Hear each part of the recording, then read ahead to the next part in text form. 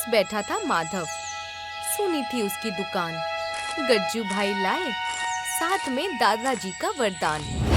Oven से निकले जब सेहत भरे सुनहरे पराठे, बाजार में मच गई धूम, मिट गए सारे घाटे। लालच में चुन्नी लाल ने उस मशीन को चुराया, पत्थर बनकर पराठों ने उसे कड़ा सबक सिखाया। गांव की सुबह बाजार से शुरू होती है, चारों ओर लोगों की चहल पहल है और हर कोई अपने अपने खरीदारी में व्यस्त है। पूरा माहौल काफी रौनक भरा लगता है। इसी बाजार में दो दुकानें एक दूसरे के करीब हैं। एक है माधव की देसी पराठे की दुकान और दूसरी है चुन्नी लाल की मोरल स्वीट की दुकान। माधव अपनी दुकान पर मायूस बैठा है। उसकी दुकान में कोई नहीं आता। उसके पराठे बस यूं ही पड़े हैं, जैसे किसी का इंतजार कर रहे हों।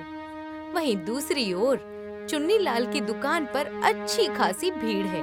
लोग उसकी मिठाइयाँ खरीद रहे हैं और उसकी दुकान खूब चल रही है। ये देखकर चुन्नी लाल बेहद खुश है और उसे माधव की खाली दुकान देखकर और भी अच्छा लग रहा है। हे ऊपर वाले, आज भी एक ग्राहक नहीं आया। अगर ऐसा ही चलता रहा तो मैं अपनी दुकान कैसे चलाऊंगा? आटा खराब हो रहा है और आलू भी सड़ने लगे हैं। तभी अचानक बाजार के सभी लोग एक ही डायरेक्शन में देखने लगते हैं। उनके चेहरे पर एक जैसा भाव है, जैसे वो मन ही मन सोच रहे हों कि फिर से नहीं। गज्जू भाई, फिर से? ये है गज्जू भाई, गांव के सबसे मशहूर, मेरा मतलब है सबसे जुगाड़ू सदस्य। गज्जू भाई ने कभी भी काम सही तो नहीं किया, मगर कोशिश पूरी करते हैं। नमस्ते गज्जू भाई, आज बड़े चमक रहे हो। अरे भाई, चमकना तो अपनी फितरत है। खुश रहो और आबाद रहो। गज्जू भाई आ गए। गज्जू भैया सबको नमस्ते करते हैं। उन्हें देखकर लगता है जैसे वो पूरे गांव के सबसे मजेदार इंसान हो। इसी दौरान उसकी नजर माधव की दुकान पर पड़ती है, जहां माधव मायूस बैठा होता है। ये देखकर गज्जू भैया सीधे उसके दुकान की ओर बढ़ते हैं। वो अंदर आकर बैठते हैं तो उसके बैठते ही स्टूल उसके वजन से जोर से आवाज करती है। माधव भाई, ये क्या चेहरा बना रखा है? बताओ, क्या बात है? गज्जू भाई, दुकान बंद करने की नौबत आ गई है। लोग आते ही नहीं। चुन्नी लाल कहता है कि मेरे आटे पुराने जमाने के हैं। अब मैं क्या करूं? अरे चुन्नी लाल की बातों में मत आओ, वो तो जलता है तुमसे। तुम्हारे पराठे तो पूरे जिले में मशहूर थे गज्जू भाई, अब नहीं है। मुझे कुछ नया करना होगा और कुछ बड़ा करना होगा। गज्जू भाई कुछ वक्त तक खामोशी से सोचते हैं। सोचते समझते कुछ अजीब हरकतें करते हैं और फिर एकाएक उन्हें कुछ याद आता है। रुको, मेरे दादाजी, तुम्हें याद है मेरे दादाजी वैज्ञानिक थे? हाँ, वही जो पानी में चलने वाला जूता बनाना चाहते थे और पूरा कस्बा भीग गया था। अरे वो तो थोड़ा सा हादसा था। उन्होंने बहुत सारी मशीनें बनाई थी। मेरे घर के पीछे शेड में बहुत सारा सामान पड़ा है। शायद वहाँ कुछ मिल जाए जिससे तुम्हारी कोई मदद हो सके। माधव को गज्जू भैया की बात पर पूरा यकीन नहीं होता। फिर भी अपनी गिरती बिक्री को संभालने के लिए वो एक बार उसे आजमाने का फैसला करते हैं। कुछ वक्त बाद गज्जू भैया और माधव एक पुराने शेड में जाते हैं। शेड के अंदर हर तरफ धूल जमी होती है और कोनों में जाले लगे रहते हैं। अंदर कमरे में अजीब अजीब सामान पड़ा है। कहीं चौकोर पहियों वाली साइकिल है तो कहीं स्प्रिंग लगा हुआ क्रिकेट बैट रखा है और भी बहुत सारी अजीब चीजें इधर उधर पड़ी हैं। दोनों अंदर जाकर देख रहे हैं। हर चीज बेकार और समझ से बाहर लगती है। ये सब देखकर माधव और भी ज्यादा परेशान हो जाता है। गज्जू भाई, यहाँ तो सब कचरा है। ये चौकोर पहियों वाली साइकिल किस काम की? मेरे दादाजी बहुत ही अलग थे भाई। वो ऐसी चीजें बनाते थे जिनकी जरूरत किसी को नहीं थी, लेकिन वो दिल के बहुत सच्चे थे। गज्जू भैया की नजर कोने में रखी एक चीज पर पड़ती है। वो धीरे धीरे उसके पास जाते हैं। अंदर एक अजीब सा अवन नजर आता है, जिसके चारों ओर रंग बिरंगे बटन और पाइप लगे होते हैं। ये देखो, ये एक अवन जैसा लग रहा है। हमारे दादाजी इसमें खाना गरम करते थे।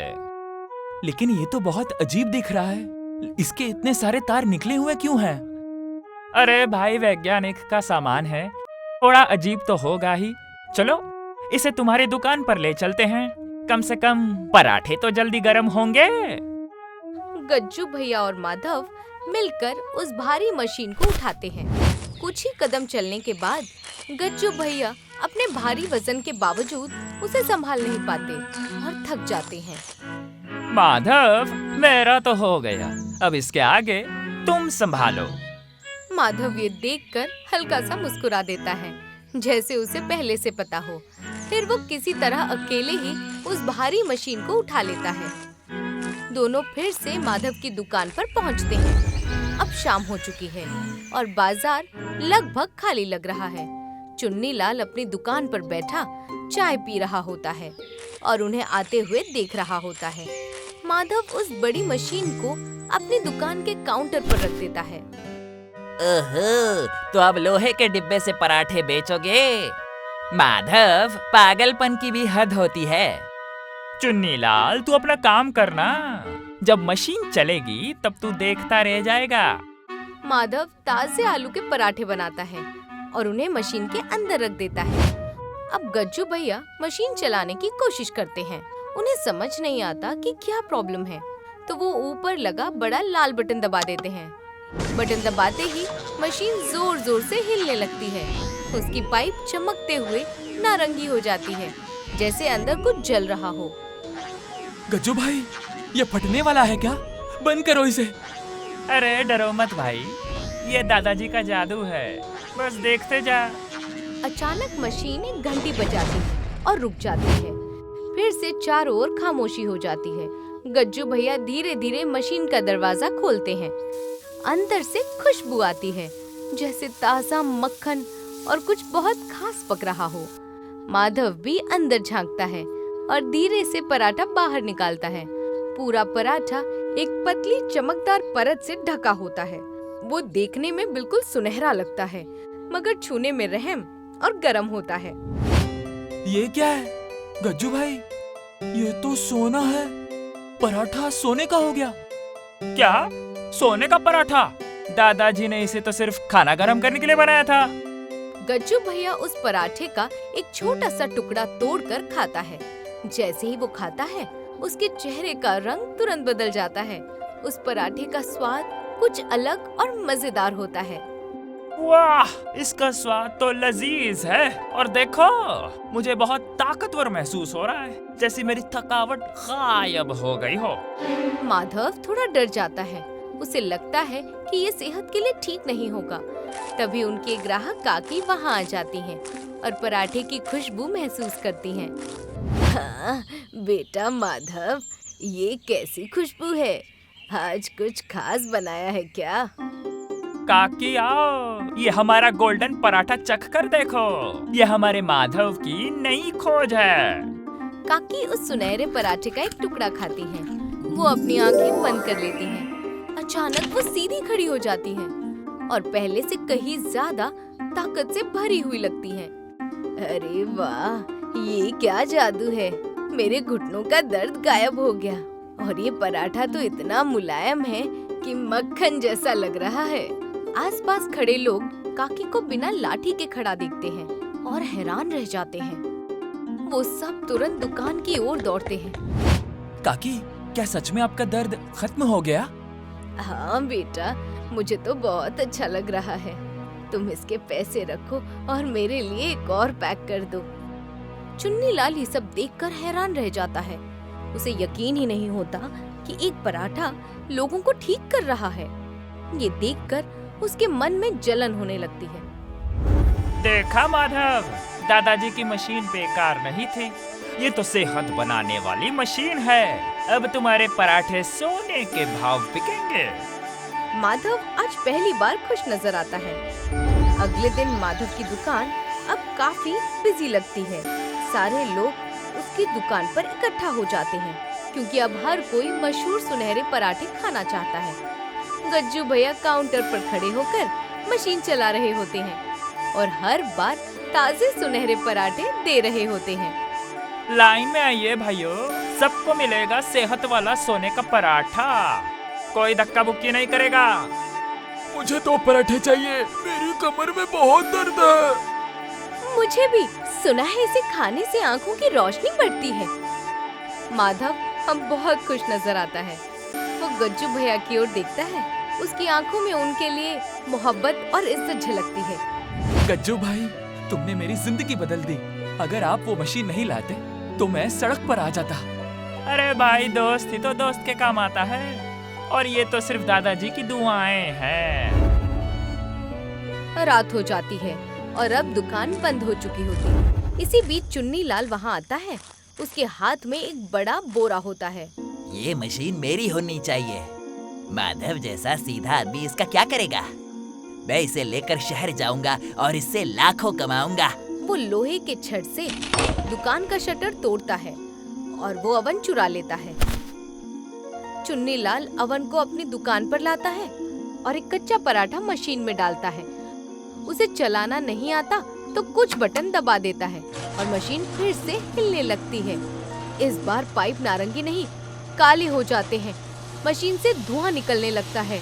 चुन्नी लाल थोड़ी देर के लिए डर जाता है, फिर भी मशीन को बंद नहीं करता। चलो जल्दी करो, मुझे बहुत सारा सोना चाहिए। और तेज चलो।